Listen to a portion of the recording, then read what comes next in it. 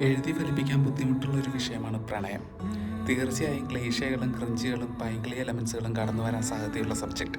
ഒരു പ്രണയ നോവൽ വായിക്കുമ്പോൾ ഈ എലമെൻസ് ഒക്കെ വന്നാലും വായനക്കാർക്ക് അത് അനുഭവപ്പെടുന്നില്ലെങ്കിൽ അഥവാ അതൊന്നും ശ്രദ്ധിക്കുന്നില്ലെങ്കിൽ അതാണ് ആ ഓഥറിന്റെ വിജയം.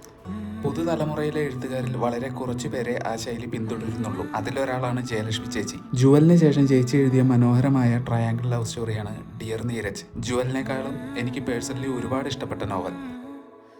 ആത്മാർത്ഥമായി പ്രണയിച്ചിരുന്നവരാണ് നീരജും അനുപമയും.